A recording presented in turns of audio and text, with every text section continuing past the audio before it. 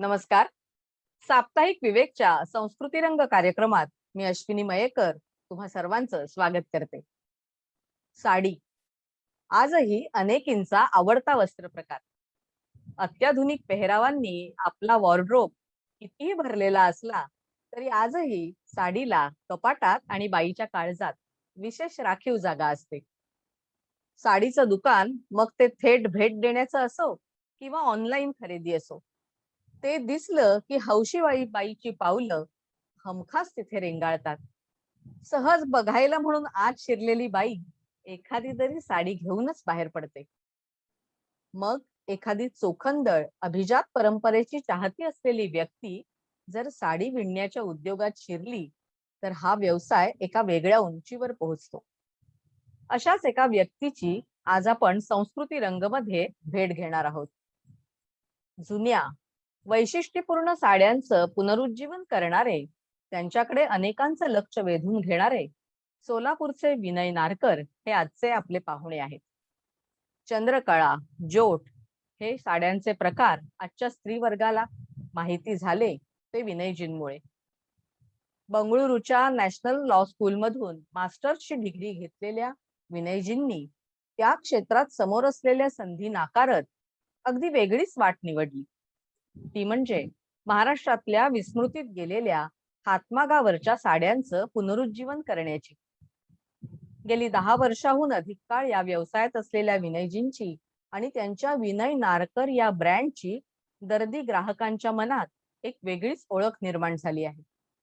त्यांच्या या प्रवासाबद्दल, ते करत असलेल्या कामाबद्दल आज आपण तपशिलात जाणून घेऊया. नमस्कार विनयजी. साप्ताहिक विवेकच्या संस्कृती रंग कार्यक्रमात तुमचं मनापासून स्वागत. मगाशी मी तुमच्या परिचयात तुमची शैक्षणिक पार्श्वभूमी, त्यात तुम्ही मिळवलेली मास्टर्स डिग्री याविषयी आपल्या प्रेक्षकांना सांगितलं.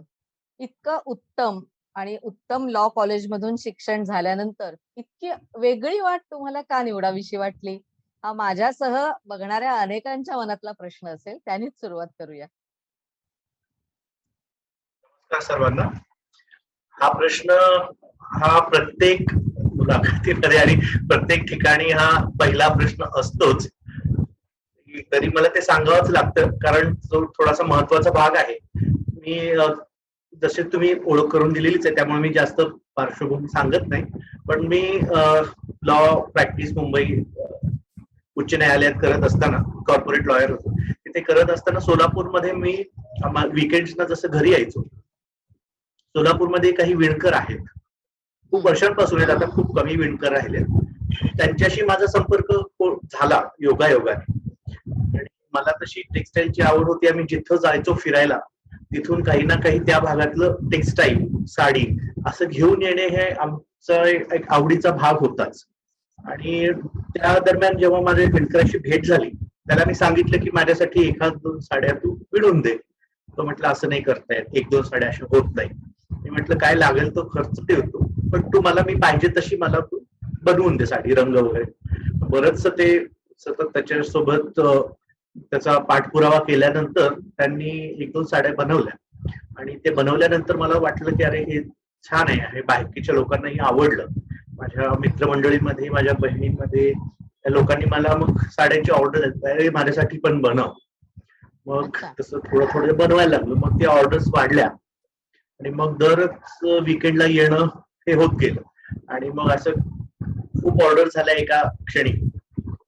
मला ते खूपच आवड निर्माण झाली. मग विणकरांसोबत बसून त्याच्यातला तांत्रिक भाग जो आहे तो शिकणे आणि बाकीचं तसं त्या संबंधित काही गोष्टी पुस्तकांमधून वाचणे हे सोबतच सुरू झालं. आणि मग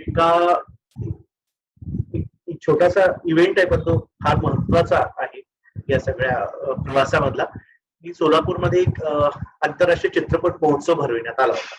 त्यावेळेस चोपडेखानीच होता, पण त्याच्या प्रमुख पाहुण्या म्हणून प्रसिद्ध कॉस्ट्युम डिझायनर, वेशभूषाकार भानू अथय्या आल्या होत्या. ऑस्कर अवॉर्ड विनिंग भानू, त्या त्याच्या मुख्य पाहुण्या होत्या. आणि त्या तिथल्या फेस्टिवल मधल्या प्रमुख पाहुण्यांसाठी मला त्यांनी शाल विणायला सांगितलं होतं. मी शाल त्यांच्यासाठी एक खास फिल्म असे काठ दिसतील, अशी फिल्म जशी जुनी असायची त्याची काठ दिसतील अशी मी शाल बनवली. ती जेव्हा भानुजींना दिली गेली त्यांना ती फार आवडली. त्यांनी विचारलं की तुम्ही बनवली, त्यांनी माझी ओळख करून दिली. मी सांगितलं असं असं मी बनवलं, तुझं सगळं कलेक्शन पाहायचंय. म्हटलं माझं कलेक्शन वगैरे असं नाहीये, मी ऑर्डर प्रमाणे मित्रमैत्रिणींना हे असं करून दिलेलं आहे. ते म्हटले काही हरकत नाही, मला संध्याकाळी हॉटेलवर वेळ आहे, सगळं गोळा कर आणि मला दाखवायला घेऊन ये. आता इतका त्या इंटरेस्ट घेतायत म्हटल्यावर मग मी ते सगळं गोळा केलं, त्यांच्याकडे घेऊन गेलो. त्या म्हटल्या अरे हे खूप सुंदर डिझाईन्स आहेत, तुला त्याची जाण आहे आणि तू असं हे करू नकोस, फक्त एक साईड बाय असं काही करू नकोस, त्याला एक प्रोफेशन म्हणून हे घेतलं पाहिजे असं म्हणून त्या थांबल्या नाही. त्यांनी खूप मोठी ऑर्डर दिली माझ्याकडे माझ्या डिझाईन. ते म्हटले ही ऑर्डर घेऊन 3 महिन्यांनी माझ्याकडे यायचं, तू घेऊन ये स्वतः मुंबईच्या माझ्या पेडर रोडच्या स्टुडिओला. मी ते तसं झाल्यानंतर 4 महिने झाले, पण ते घेऊन मी गेलो तिकडे आणि त्यांनी ते सगळं खूप व्यवस्थित सांगितलं, त्यांचा प्रवास सांगितला आणि त्यांनी मला आपण पुस्तकी वाटेल पण खूप प्रेरणा दिली. तू हे कर, हे अगदी सिरियसली घे, तुझ्यामध्ये ते डिझायनिंगचं स्किल आहे तर तू हे नक्की परस्यू कर असं सांगितलं. मग त्यांच्या त्या सगळ्या बोलण्यावर मी विश्वास ठेवून आणि मलाही थोडस इच्छा होतीच हे करून मग मी माझं पहिलं कलेक्शन काही महिन्यांनी लॉन्च प्रदर्शन मुंबईमध्ये केलं. पहिलं प्रदर्शन आर्टिझन्स गॅलरी कालाघोडाला आणि ते प्रदर्शन खूप चांगलं यशस्वी झालं आणि ते झाल्याच्या दुसऱ्या महिन्यात मी माझा जॉब सोडला. अच्छा. भानुजींसारख्यांकडनं सर्टिफिकेट मिळणं आणि तेही इतकं सुरुवातीच्या टप्प्यात, ही खूपच महत्वाची गोष्ट आहे असं मला वाटतं. पण म्हणजे लोकांना आवडत होत्या तुम्ही विणलेल्या साड्या, मग तेव्हा एक कल असतो ना की मग लोकांना जे आवडतंय तेच विणूया. असं असताना तुम्ही आपल्या जुन्या साड्यांचं पुनरुज्जीवन याच्याकडे कसं कळलात? हे कसं झालं, सुरुवातीला मी जे डिझाईन्स बनवल्या त्या कंटेम्पररी होत्या, म्हणजे जे पारंपरिक विणकाम कौशल्य जी आहेत विणकरांची तीच वापरून मी कंटेम्पररी डिझाईन स्टेटमेंट मध्ये साड्या बनवल्या आणि त्याचं प्रदर्शन केलं. आणि मुंबईमध्ये ते मी सांगितलेलं आर्टिझन्स मधलं प्रदर्शन झाल्यानंतर मला भारतातल्या वेगवेगळ्या ठिकाणच्या प्रदर्शनांमधून आमंत्रण आलं आणि मी पुढचं वर्ष पूर्ण जवळपास एका वर्षामध्ये मी 13 प्रदर्शनं केली. पूर्ण वर्षभर फिरत होतो भारतभर. इतकं ते चांगलं लोकांमध्ये रिसीव्ह झालं आणि त्यानिमित्त मला भारतात सगळीकडे फिरण्याचा योग आला. म्हणजे भारतातल्या सगळ्या मोठ्या शहरांमधून एकदा दोनदा, दिल्लीमध्ये 2दा, बेंगलोरमध्ये 2दा, हैदराबादमध्ये 1दा, अशा सगळ्या ठिकाणी मी त्या वर्षी फिरलो आणि ते सगळं बघितलं की तिथले सगळे डिझायनर्स काय घेऊन येत आहेत, तिथे सगळे लोक काय पाहतात, काय मिळतं, हे सगळं जेव्हा माझ्या नजरेखालून गेलं तो एक प्रकारचा माझा अभ्यास होता. आणि त्याच्यामध्ये मी पाहिलं की प्रत्येक राज्य, अगदी छोटं राज्य तेलंगणा आता झालं, तेव्हा ते आंध्र होतं, तेव्हा आंध्रमधलं की किंवा पूर्वोत्तर राज्यामधली छोटी राज्य असतील, मिझोराम सारखं राज्य असेल, मणिपूर सारखं राज्य असेल, आसाम तर हातमागासाठी खूपच प्रसिद्ध आहे. तर अशी छोटी छोटी ठिकाणं साऊथ अगदी आंध्रामधल्या एकेका जिल्ह्यामध्ये एक परंपरा आहे विणकामाची आणि हे सगळं छान प्रतिनिधित्व होत होतं त्या ठिकाणी. फक्त एक गोष्ट जाणवली की महाराष्ट्राचं काहीच नाही. महाराष्ट्रातून डिझायनर नाहीत, विणकर नाहीत. काही ठिकाणी पैठणीचे फक्त असायचे, पण त्या पैठण्यांचं स्वरूप ते आता आपण नंतर बोलूया. पण हे सगळं मी पाहिलं आणि तेव्हा मला वाटायला लागलं की अरे आपण हे काहीतरी चुकतंय. म्हणजे महाराष्ट्राला विणकामाची परंपराच नाही का, पैठणीशिवाय काहीच नाहीये का, असं सगळं ते तेव्हा मनात माझे प्रश्न निर्माण होतो. मग मी थोडा अभ्यास चालू केला. म्हटलं मराठी असं म्हणण्यासारखे काय टेक्स्टाईल्स आहेत, आपल्या परंपरा काय आहेत.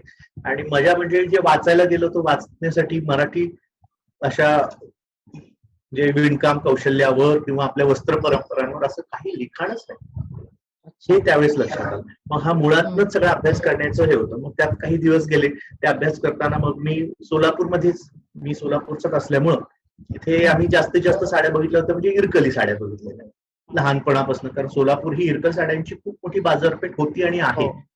आणि इथे आसपास आमच्या ज्या बघतो बायका त्या म्हटलं हे आहे करण्यासारखं.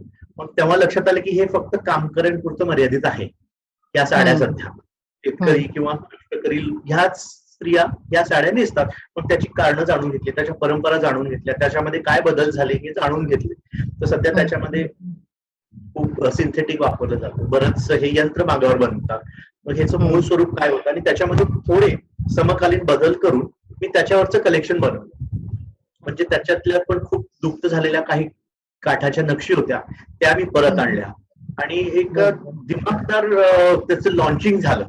पुन्हा मी तिथे कालाघोडाच्या तिथल्या आर्ट गॅलरीमध्येच आम्ही ते केलं आणि तिथून तुम्ही बघता आज हिरकली साड्या गेल्या 3-4 वर्षात किती त्याला हे झालेलं आहे. खूप त्याचं मागणी मी आहे. ते पुनरुज्जीवन केलं आणि मग त्याचा सगळ्यांनाच फायदा झाला. म्हणजे मला की ही पूर्ण एका विशिष्ट वर्गापुरती मर्यादित राहिलेली आज पेज 3 पर्यंत हिरकल साडी परत येईल. हो हो हो. तसंच हे चंद्रकळा साडी. हा मग त्याच्यानंतरच अर्थातच हे एक परंपरा एका परंपरेवर काम केल्यानंतर मला होतं की आता पुढचं काय मराठीमध्ये. मी सतत माझं वाचन चालू होतं. तर जेव्हा वेगवेगळं प्रकारचं साहित्य, कविता आणि या आपल्या विणकामाबद्दल आणि वस्त्र परंपरांबद्दल वाचताना माझ्या लक्षात आलं की पैठणी ही महाराष्ट्राची ओळख आहे. पण पैठणी हेही लक्षात आलं की पैठणी ही फक्त अभिजनांसाठी होती. सर्वसामान्य माणसाला पैठणी परवडण्याचं कारणच नव्हतं. आता परवडतीये कारण ती आता त्याच्यामध्ये आपण खूप त्याची हानी करून मगच ती परवडण्यात आलेली आहे. पण तेव्हा शक्यच नव्हतं. आणि तेव्हा सामान्यांची साडी कोणती होती आणि सगळ्यात जास्त लोकप्रिय साडी कोणती होती हे मी पाहिलं तर ती होती चंद्रकळा. चंद्रकळा म्हटल्यानंतर आपल्या डोक्यात येतं की काळी पैठणी म्हणजे चंद्रकळा. तसंही म्हटलं जातं पण तसं अगदीच तसं नाहीये. चंद्रकळा ही एक स्वतंत्र प्रकारची साडी होती आणि मग ती काय होती त्याच्याबद्दलचा मी अभ्यास करायला सुरू केला. त्याच्याबद्दलच्या काही कविता सापडल्या. शांता शेळकेंची एक खूप सुंदर कविता आहे आठवणीतली चंद्रकळा म्हणून. आणि पुन्हा गदिमांची एक गोऱ्या गोऱ्या वहिनीला त्याच्यामध्ये चांदण्याच्या खडी, हरणांची जोडी, एका कडव्यामध्ये खूप सुंदर खडीच्या चंद्रकळेचा उल्लेख आहे. मग वेगवेगळ्या पुस्तकातनंही अभ्यास केला आणि थोडा कल्पना विस्तार, कारण सगळ्याच गोष्टी नव्हत्या. त्यासाठी मी बडोद्याला पण गेलो होतो त्याच्या संशोधनासाठी. तर तिथे संग्रहालय प्रसिद्ध आहे संग्रहालयात. हो हो. तिथे पाहिलं तर तिथल्या महाराणी चिमणाबाईंनी नेसलेली एक चंद्रकळा त्याचं छायाचित्र मला बघायला मिळालं. मग काही आणखी धुरंधरांची चित्र आहे लेडी इन चंद्रकळा म्हणून, ते पाहिलं आणि ओव्या सापडल्या. हे सगळ्यात महत्वाचं आहे की ह्या लोकसाहित्यामधूनच सगळ्यात चांगलं जतन या वस्त्र परंपरेचं केलं गेलंय. ओव्यांमधनं बहुजन स्त्रियांनी आपल्या रोजच्या कामाच्या दबडग्यामध्ये थोडासा स्वतःला विसावा मिळावा, थोडस निवांतपणा मिळाला की त्यांनी त्या ज्या ओव्या गाऊन ठेवल्या त्याच्यातनं हे पूर्ण चित्रणूक आहे. म्हणजे मला काही शेकड्यामध्ये म्हणजे 200-300 ओव्या फक्त चंद्रकळेबद्दलच्याच सापडल्या. बाईच्या काळजा जवळचा आहे साडी हा विषय. हा म्हणजे पण तिथून आपण आपली फारकत का झाली मराठी वस्त्र परंपरांची आणि आपल्या रोजच्या जीवनाची, हा खरं आपण स्वतःला विचारण्याचा प्रश्न. मला खूप वाईट वाटलं त्याच्यानंतर. मी म्हटलं ही इतकी काळजात जवळ असणारी साडी आणि ही अशी नष्ट झाली. मग त्याच्यावर आम्ही काम चालू केलं आणि अर्थातच काही गॅप्स होत्या, काही गोष्टी त्या सगळ्याच आम्हाला संपूर्ण चित्र उभं राहत नव्हतं. कारण मग ओव्यांमध्ये एखाद्या ओळीमध्ये ती ओळी करती सांगते की काळी चंद्रकळा तिला रुई फुल्या काठ. मग रुई फुल काठ काय आहे हे बघून मग ते रुई फुलाची चंद्रकळा बनवणे. पदर काय आहे, एखादी सांगते की जरतारी पदर आहे, असं गंडेरी पदर आहे, मग गंडेरी पदर आहे. असं आमच्या समोर हे सगळं चंद्रकळेचं चित्र साकार होत गेलं. आणि मग त्याच्यानंतर चंद्रकळेचे आम्ही वेगवेगळे प्रकार बनवले. चंद्राची बुट्टी असलेली, चांदण्याची बुट्टी असलेली, खडीची बुट्टी असलेली किंवा कसुती साडी म्हणजे कर्नाटकी कशिद्याची चंद्रकळा फार प्रसिद्ध होती, ती चंद्रकळा आम्ही बनवली. असे निरनिराळे प्रकाराने आमच्या कल्पनाचा भर घालून त्याचा विस्तार करूनही आणि बऱ्याच प्रकारच्या चंद्रकळा आम्ही बनवल्या. अशा पद्धतीने ही एक पूर्ण परंपरा समोर. तुम्ही पुनरुज्जीवन केलं त्याला ग्राहकांचा किंवा रसिकांचा म्हणूया आपण, कारण अशासाठी रसिकच पाहिजेत, नुसते ग्राहक निव्वळ काही कामाचे नाही. त्यांचा कसा प्रतिसाद मिळाला? मला थोडासा हुरूप आला होता, कारण हिरकल साड्यांना जो प्रतिसाद माझ्या मिळाला त्याच्यानंतर मला थोडा हुरूप आला होता. पण थोडीच आशंकता मनात होतीच. पण तरी हे लॉन्च केल्यानंतर खूप सुंदर रिस्पॉन्स मिळाला मला, खूप चांगला प्रतिसाद. सुरुवातीला अर्थात म्हणजे यात काही आपल्याला हे वाटायला नको, पण दाक्षिणात्य स्त्रियांकडनं मला जास्त प्रतिसाद मिळाला आधी. आणि नंतर आता मात्र मराठी स्त्रियांमध्ये आणि मराठी समाजामध्ये खूप चांगल्या पद्धतीने आपल्या परंपरांना जाणून घेण्याचं प्रमाण वाढतंय असं मला दिसतंय, आणि हे खूप सकारात्मक चित्र आहे. आणि आता सुद्धा या चंद्रकळेला आमचा खूप सुंदर प्रतिसाद आहे, त्याच्यामुळे आम्ही नवीन नवीन यातले प्रकार बनवतच जातोय. फक्त ही सुती असते की म्हणजे सिल्कही असतं का फक्त सुती धाग्यात ही बनवतात? सुरुवातीला अगदी सुतीच असण्याचे उल्लेख आहेत, हं. पण काही जे आपली बघितली साडी धुरंधरांच्या चित्रांमध्ये किंवा चिमणाबाईंची साडी त्या सिल्कच्या आहेत, म्हणजे सिल्क मध्ये ही होती असं आपण त्याच्यावर अनुमान घेऊ शकतो. म्हणून आम्ही कॉटन सिल्क मध्ये आणि अच्छा. सुती अशा तिन्ही प्रकारामध्ये आम्ही बनवतो. ओके. चंद्रकळेचं नाव किमान साहित्यातून तरी आत्ताच्या पिढीपर्यंत जे मराठी साहित्याचे वाचक आहेत त्यांच्यापर्यंत पोहोचलं होतं. पण अगदीच माहिती नसलेली अशी जोठ हा साडीचा प्रकार हो, त्याचंही तुम्ही पुनरुज्जीवन केलं. म्हणजे हो, मला नावापासूनच उत्सुकता आहे या साडीबद्दल. हो. तर काय म्हणजे त्याचा झालंच इतिहास ते आहे? खूप सुंदर योगायोग झाला त्यासाठी. मी जसं अभ्यास करत होतो आणि मी माझ्या लेखांमधून मी वृत्तपत्रांमध्ये 2018 पासून ज्या कमी होत चाललेल्या परंपरा आहेत, विरलेले धागे या नावाने मी लिहित होतो. गेल्या 2 वर्षापासून मराठी परंपरांबद्दल मी लिहितोय, हं. लोकसाहित्याबद्दल लिहितोय, लावण्यांमधून आपल्याला वस्त्र परंपरांचं कसं दर्शन होतं हे लिहिलं, हं. आणि हं. ओव्यांमधून तर हे लिहितच असतो. मग हे असं चालू असताना पूर्ण महाराष्ट्रात वेगवेगळ्या ठिकाणून मला प्रतिसाद मिळत होता. कोणी येऊन सांगायचं खूप आवडतंय आम्हाला, खूप चांगला प्रतिसाद होता. त्या निमित्ताने माझे काही खूप चांगले स्नेहबंध निर्माण झाले. तर अशापैकीच एक मूळच्या नागपूरच्या आणि आता पुण्यात राहत असलेल्या निलिमाता इनामदार म्हणून निवृत्त प्राध्यापिका आहेत. हां, त्यांनी हां. माझा संपर्क त्यांच्याशी होत गेला. नेहमी आम्ही व्हॉट्सअप थ्रू खूप गप्पा. मग त्यांनी मला त्यांच्याकडच्या काही ओव्या दिल्या. तर त्यातल्या एक ओवी अशी होती, मातेच्या दरबारी लिंबाचा नाही देठ, बया माझी नेसली हिरवा जोठ, अच्छा. अशी ती ओवी होती. मग आता अर्थातच बाकीच्या ओव्या कुठल्या आपल्याला काहीतरी वस्त्रपरांची नावं असतात, त्याच्यामध्ये प्रकारांची नावं ती आपल्याला माझ्या माहितीतली होती. पण जोठ हा शब्द काही केल्या मला हं. काही आठवण करून देईन. हं. मी म्हटलं हे काय आहे हे शोधलं पाहिजे. मग हे शोध घेता घेता हिचा प्रवास सुरू झाला. काही पुस्तकं, जुनी पुस्तकं शोधली. त्याच्यामध्ये मला एवढा उल्लेख सापडला की जोट साडी ही हं. विदर्भाकडची साडी आहे, आणि ती ओवी सुद्धा विदर्भातलीच होती. त्याच्यामुळे हं. हं. साधारण दुजोरा मिळाला की विदर्भातलं ही वस्त्र परंपरा जी काय असेल ती असू शकते. मग मी हं. खूप मोठे भारतातले अत्यंत आघाडीचे वस्त्र रचनाकार, हं. हं. डिझायनर पद्मश्री राहुल जैन यांना पण विचारलं याबद्दल. तर त्यांनी मला त्यांच्याकडच्या संग्रहातला एक फोटो पाठवला, आणि त्याच्या खाली अच्छा. ते पुस्तकातलाच असायचा फोटो, आणि त्याच्यावर तिथे लिहिलं होतं की जोट फ्रॉम नागपूर. आणि अच्छा. त्याचे एक वैशिष्ट्य काठ होते, आणि त्या हं. काठांमध्ये आश्चर्यकारकरित्या एक गोष्ट अशी होती, म्हणजे रंगलेपन पद्धत, इक्कत नावाची रंगलेपन पद्धती, इक्कत आपण बघतो, हो. ओरिसाचं प्रसिद्ध आहे, हो. तेलंगणाचं हो. प्रसिद्ध आहे, हो. गुजरातचं प्रसिद्ध आहे, पण महाराष्ट्रात कधी इक्कतचं कधी केलं नाव नाही. हं. पण हं. त्या साडीमध्ये विदर्भातली साडी आणि त्याच्यामध्ये इक्कत ही खूप अच्छा. वैशिष्ट्यपूर्ण गोष्ट आहे. हे हं. मग त्याचा अभ्यास आता पुढे कुठे काय करणार, पुढे काही सापडत नव्हतं. मग हं. आम्ही म्हटलं आता नागपूरला जायला पाहिजे, विदर्भामध्ये हं. शोध घ्यायला पाहिजे. हं. नेमकं लॉकडाऊन होतं गेल्या वर्षी. मग गेल्या वर्षीचं लॉकडाऊन थोडंसं जरा कमी झाल्यानंतर सप्टेंबर मध्ये आम्ही गेलो होतो तिथे. आमचे एक मित्र आहे, त्यांनी आमची सगळी व्यवस्था केली, आणि आम्ही तिथल्या अक्षरशः खेडोपाड्यांमध्ये फिरलो. छोट्या हं. छोट्या गावांमध्ये जिथं विणकाम होतं अजूनही आहे, तिथे आम्ही हं. खूप फिरलो. तिथल्या जुन्या साडी विक्रेत्यांपर्यंत पोहोचलो, त्यांना हं. हं. दाखवलं हे. आणि त्याच्या आधी एक सुंदर योगायोग झाला, मी थोडा बोलण्याच्या ओघात विसरलो. हे सगळं शोधत असताना मला राहुलजी सरांकडनं जी काठांचं जी फोटो मिळाला, हं. त्याच प्रकारचे काठ माझ्या एक ओळखीचे अँटिक डीलर आहेत, मी त्यांच्याकडनं काही काही वस्तू घेत असतो. तर हं. हं. त्यांच्याकडे काही साड्या आल्या होत्या, त्यांनी मला फोटो पाठवला, आणि एक साडी जशीच्या तशीच्या जोट सारखी होती. हो. बरं. हा मोठा योगायोग झाला, जोट सारखी साडी. मी ती साडी लागोलग मागवून घेतली, त्यांनी ती अहमदाबाद वरून पाठवली, आणि त्या फोटो मधली ती साडी तीच होती, काठामध्ये इक्कतची नक्षी तशीच होती.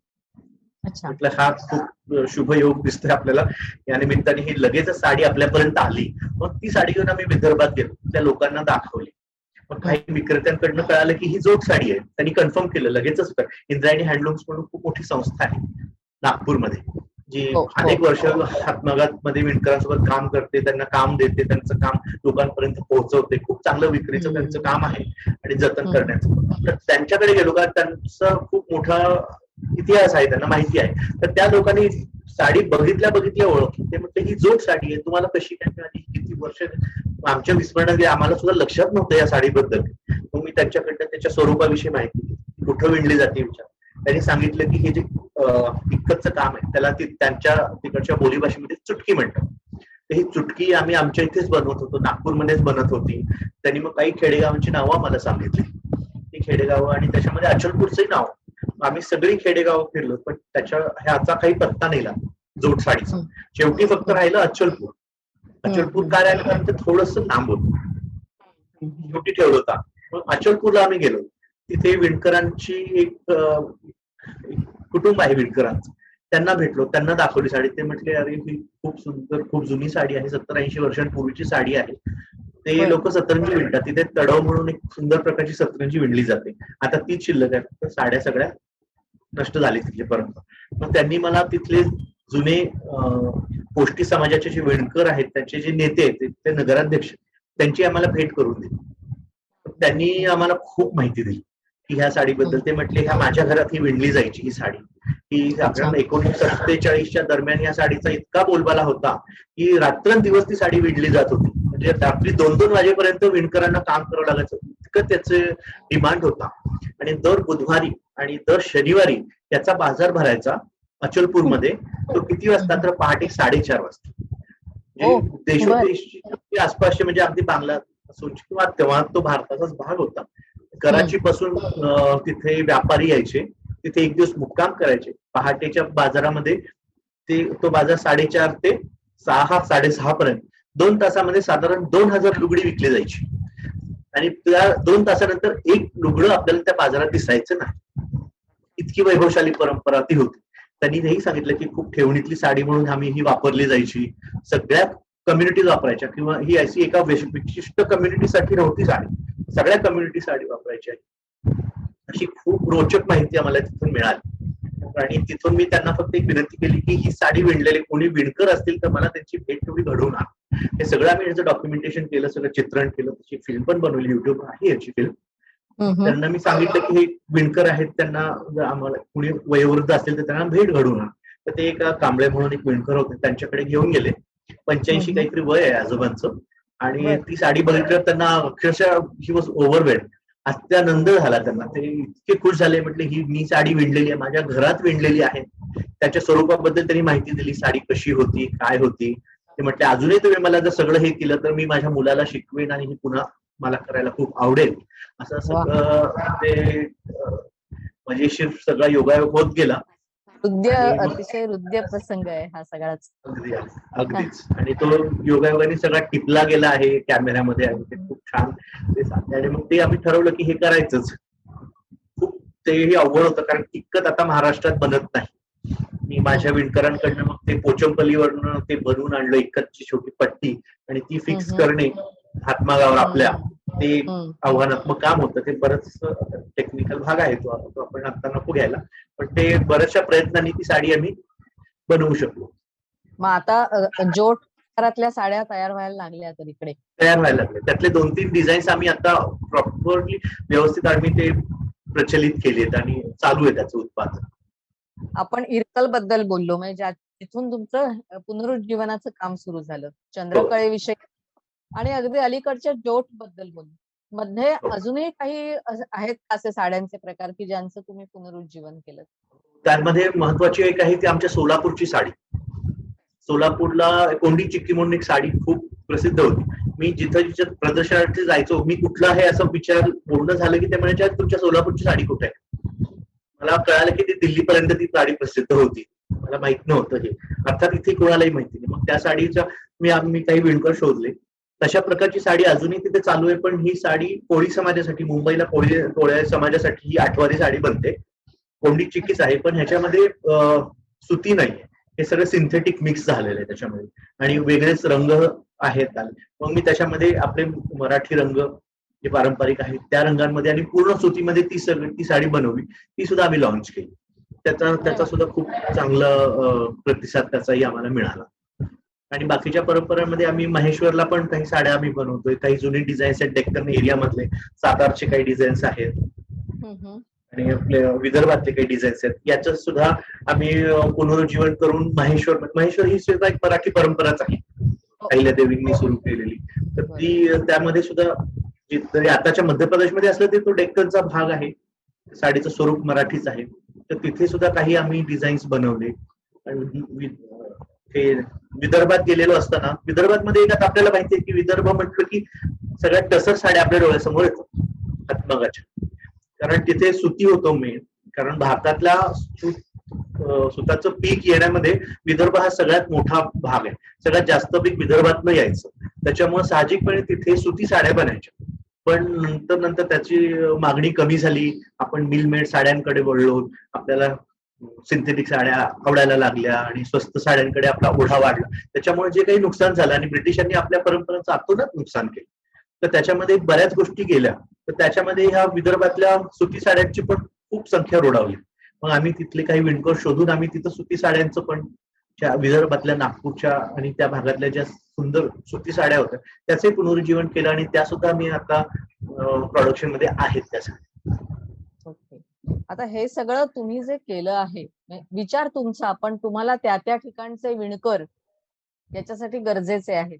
हे कौशल्य आजही टिकून असलेले विणकर, कारण जोट सारखा जो साडीचा प्रकार आहे तो विस्मृतीत गेलेला, म्हणजे तिथल्या लोकांच्याही विस्मृतीत गेलेला.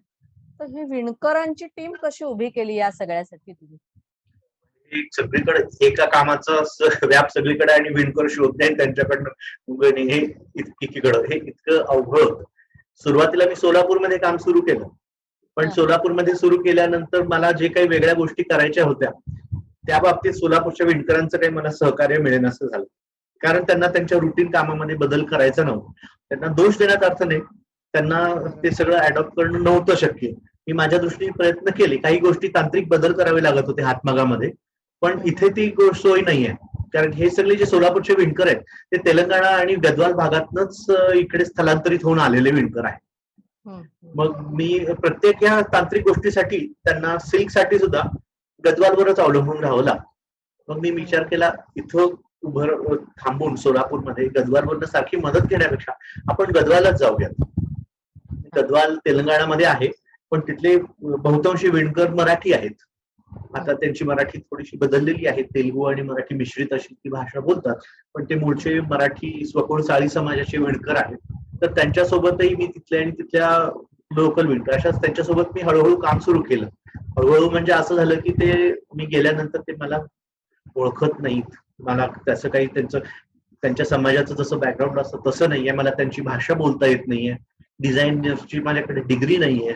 ह्या सगळ्या गोष्टींमुळे मला पहिला विणकर मिळाला 1 वर्ष गेलं. म्हणजे मी रोज त्यांच्याकडे जायचो, रोज तिथं म्हणजे रोज महिन्यातनं एकदा तरी त्यांच्याकडे जायचो आणि त्यांच्याकडे 1-2 दिवस बसायचं, त्यांच्याशी बोलायचं, त्या समाजामध्ये थोडं फिरायचं, याची ओळख काढते. असं हे करत गेल्यानंतर एका वर्षाने एक विणकर तयार झाला माझ्यासाठी काम करण्यासाठी. मग त्याला हे केलं, मग हळूहळू एकाचं काम बघून नाही, अरे व्यवस्थित त्याला काम देत आहेत, सतत कामाचा पुरवठा आहे, पैशाचंही काही त्यांचं नाहीये इश्यू, हे सगळं असं त्यांना कॉन्फिडन्स येत गेल्यानंतर मला विणकर मिळत गेले. आणि मग आता आमची विणकरांची इतकी सुंदर टीम आहे की काहीही प्रयोग करायला ते तयार असतात. किती आम्ही वेगवेगळे प्रयोग करतो, पण ते आता ते अगदी मुरलेले आहेत आणि त्यांना एकच डिझाईन जर भरपूर दिवस चाललं तर तेच म्हणतात की काय झालं, असं अजून कसं काय बदललं गेलं नाही, असं त्यांच्याकडंच त्यांची प्रतिक्रिया अशी येते. तर खूप सुंदर टीम आता तयार झालेली आहे. महेश्वरला काम करतो, महेश्वरमध्ये सुद्धा खूप सुंदर अनुभव, तिथले विणकर खूप चांगले, तिथं म्हणजे तिथून सगळ्यात जास्त प्रतिसाद काय, कुठलंही काम करायला सांगा ते करायला तयार आहे. जुन्या पद्धतीचं ठीक आहे, ह्याच्यामध्ये अशी पद्धत होती जुनी, इतकी अवघड आहे का, काही हरकत नाही, करेंगे. अरे वा, असं हे करतात. चंदेरीला पण होतं, पण चंदेरीचा थोडासा मिश्र अनुभव होता, तिथेही काम करतो मी. विदर्भातले मध्ये थोडंसं अवघड जाते काम करायला, त्यांना बदल करणं होत नाहीये लवकर, पण त्यांच्या वेगाने आम्ही जातोय, आम्ही प्रयत्न करतोय, पण चालू आहे प्रोडक्शन. म्हणजे यातून मला तरी असं दिसतंय की शेवट हे विणकर हे सुद्धा कलावंतच आहेत. त्यांच्या अगदी मागे त्यांच्या मागे जेव्हा तुमच्यासारखा प्रोत्साहन देणारा, पाठिंबा देणारा आणि आपण हे घेऊन गेलं पाहिजे जगापुढे असं त्यांना सतत प्रेरणा देणारा माणूस उभा राहतो, तेव्हा त्यांनाही बळ येतं आणि म्हणून त्यातनंच अशी ही टीम उभी राहू शकते. आता नवीन विणकरांची टीम याच्यासाठी लागेल. आता असतील ते कदाचित मध्यमवयीन किंवा थोडे मोठे असतील वयाने. मग नवीन विणकरांसाठी काही प्रशिक्षणाची सोय तुम्ही किंवा असं काही मनात आहे? खूप गोष्टी आहेत, कारण तुम्ही म्हणता तो खूप मोठा इश्यू आहे. कारण आताचे जे आहेत ते खरोखर सिनियर आहेत विणकर, आणि त्यांनी त्यांची पुढची पिढी ते काही विणकामात आणणार नाहीयेत. 99% हो. तरी विणकर आणणार नाहीयेत, कारण त्यांना जी हालाकी आतापर्यंत सोसावी लागली, आता जाऊन कुठेतरी त्यांना बरे दिवस आलेले आहेत. पण त्यांनी जे आयुष्यात हे केलेलं आहे, कारण आपण हातमागाकडे आपल्या समाजाने, भारतीय समाजाने अक्षम्य दुर्लक्ष केलं. आपला वारसा काय आहे हे जाणून न घेता हम्म. खूप वेगळ्या आणि स्वस्त गोष्टींकडे आपण भरकटलो. पण ह्या हम्म. सगळ्याची किंमत आता आपल्याला मोजावी लागते. आता आपल्याला ह्या परंपरांची ओळख होतीये, त्याचं महत्व पटायला लागलेलं आहे, जगभर त्याचं महत्व रुजलेलं आहे. आता आपल्यालाही नव्यानं हे कळतंय. आपल्याला लक्षात आलंय की आपल्या व्यक्तिमत्व खुलवण्यामध्ये त्या वस्त्रांचा किती मोठा हात आहे, आणि हे फक्त वस्त्र नाहीये, हे खूप आणखी त्याची खूप मोठी गोष्ट, ही परंपरा आपण पुढे नेतोय. हा सगळा भाव आता लक्षात येतोय लोकांच्या, पण विणकर नाहीयेत आता, अशी परिस्थिती निर्माण झाली. हम्म. मग आता हे जर पुढे टिकवायचं असेल तर नवीन प्रशिक्षण तरुणांना देणं खूप गरजेचं आहे. माझ्या आता या थोड्या प्रयत्नांमध्ये कितपत साध्य होईल माहित नाही. काही गोष्टी आहेत माझ्या डोक्यामध्ये, तिथं काही मोठ्या म्हणजे थोडस संघटन कौशल्य आणि असं काही ज्यांच्याकडे आहे, अशा लोकांच्या मदतीने हे गोष्टी करण्याकडे माझा थोडासा प्रयत्न आहे. पण ते झाल्याशिवाय त्याबद्दल बोलण्यात फारसं ते वाटत नाही. पण नक्की इच्छा आहे खूप, आणि गरज तर आहेच. नक्कीच. कारण आपण जे कौशल्य प्रशिक्षणाबद्दल हल्ली वरचेवर ऐकत असतो, तर हे कौशल्य प्रशिक्षण आपली परंपरा पुढे नेण्यासाठी फार गरजेचं आहे. ज्या परंपरा पुढे जायला हव्यात असं आपल्याला वाटतं, ज्या अभिमानास्पद आहेत, कौतुकास्पद आहेत आपल्यासाठी, भारतीय म्हणून किंवा महाराष्ट्रीय म्हणून, तर कौशल्याचं प्रशिक्षण दिल्याशिवाय पुढची पिढी जोपर्यंत विणकरांची उभी राहत नाही, तोपर्यंत म्हणजे या सगळ्या तुमच्या प्रयत्नांनाही खीळ बसू शकते त्याच्यातून, नाही जे तुम्ही अगदी आता अगदी अतिशय खरंय. स्तुत्य प्रयत्न. माझा एक शेवटचा प्रश्न आजच्या मुलाखतीतला, की उद्योजक व्यावसायिक म्हटले की मुंबई पुणे हे केंद्र असतं. सुरू जरी सोलापूरमध्ये केला तरी तुम्हाला कधी असं मोठ्या शहरांमध्ये आपण शिफ्ट व्हावं असं वाटलं नाही का? कारण तुमचं केंद्र अजून सोलापूरच आहे कामाचं. तर म्हणजे ते खूप चांगलं आहे आणि म्हणून मला आणि त्यामागचा विचार समजून घ्यायचा आहे.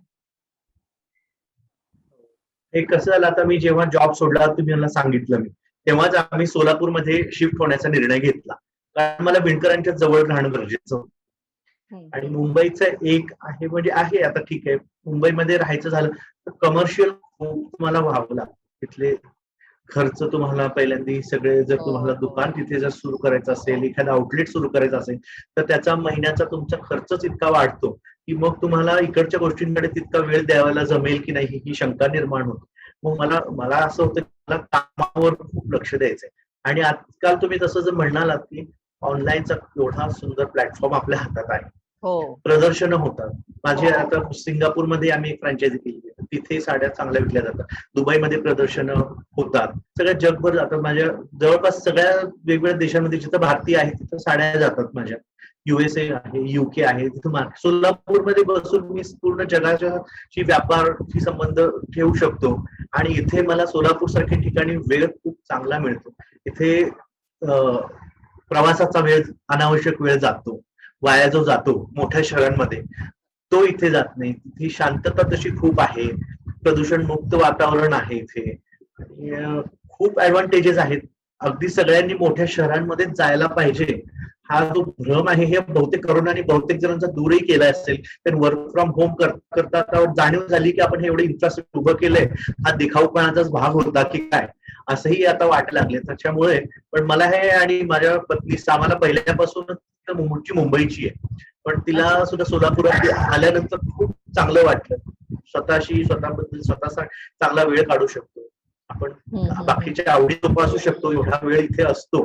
मुंबई आणि पुण्यासारख्या शहरांमध्ये खरोखर साध्य होत नाही असं मला वाटतं. आणि त्या शहरांमध्ये सुद्धा चार्म आहे, मजा आहे. 4 दिवस मी हमखास मुंबईमध्ये एक 2-4 महिने 4 दिवस नक्की घालवायला जातो, पुण्यामध्ये जातो, बँगलोरला जातो. ह्या गोष्टी आपण करू शकतो, तिथला आनंदही आपण उपभोगू शकतो. पण अशा छोट्या शहरात राहण्याचे आपले ऍडव्हान्टेजेस खूप आहेत. आणि अशा छोट्या शहरात राहूनही उत्तम व्यवसाय करता येतो आणि आपला ब्रँड केवळ देशातच नाही जगभर पोहोचवता येतो. हे तुम्ही तुमच्या कामातून सिद्ध केलं आहे. आपण परंपरेविषयी खूप बोलत असतो, पण परंपरा जतन करणं म्हणजे काय? त्याच्या मागे किती अभ्यास लागतो, किती कष्ट असतात, किती मोठं टीमवर्क असतं. ते अगदी छोट्याशाच का होईना, पण या अर्ध्या तासाच्या मुलाखतीतून आपल्या प्रेक्षकांना कळलं असेल. आपण या कार्यक्रमात तुमच्या हातमागावर विणल्या गेलेल्या काही साड्यांचे फोटोही त्यांना दाखवले आहेत. माझी खात्री आहे, की हा कार्यक्रम पाहिल्यावर तुमच्या Facebookच्या पेजवर नक्की याबाबत विचारणा होईल. पुन्हा आपण अजून वेळ घेऊन भेटू. कारण मला माहितीये, की तुम्ही फक्त साडी हा वस्त्र प्रकार विणत नाही आहात. तुम्ही पुरुषांसाठी पण काही खास म्हणतात वस्त्र प्रकार विणता आहात, जे मी फोटो यापूर्वीही पाहिलेले आहेत. त्याविषयी पुन्हा एकदा जाणून घेऊ. आजच्या या कार्यक्रमात आपण इथेच थांबूया. अतिशय मनापासून आभार. खूप धन्यवाद. पैठणीच्या पलीकडेही आपली खूप मोठी वस्त्र परंपरा आहे, साड्यांची परंपरा आहे. ते या निमित्ताने आपण सगळ्यांसमोर ठेवू शकलो. आमच्या या कार्यक्रमात तुम्ही आलात, मोकळेपणाने विचार मांडलेत. खूप छान वाटलं. धन्यवाद. खूप खूप धन्यवाद. खूप छान वाटलं.